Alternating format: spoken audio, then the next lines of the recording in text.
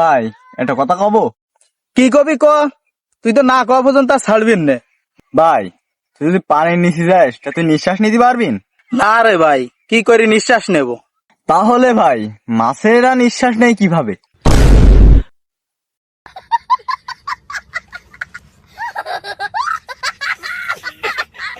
আসলেই তো ভাববার বিষয়।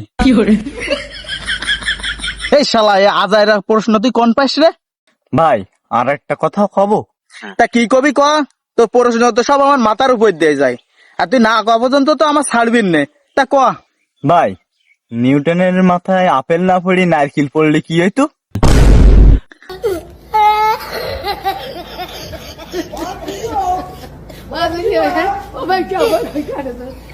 তাই তো শালা, আপেল না পড়ি নাইকেল পড়লি কি হইতু?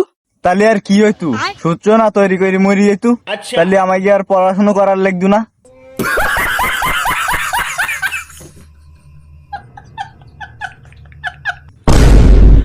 এইভাবে তো ভাবি দেখিনি। তোর মাথায় কি ভালো কোনো বুদ্ধি আসে না, না ভালো কোনো প্রশ্নই থাকে না? তুই যা কোস তাই এরম টেরা বেহা কেন রে? लाइफ में कुछ अच्छा करो। আর একটা প্রশ্নও করবি নি যেন, খবরদার।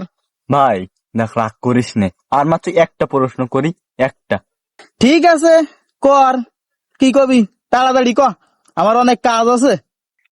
আচ্ছা ভাই, যে গড়ি আবিষ্কার করিল সে তখন কি করে জানিল যে তখন কয়টা বাজে?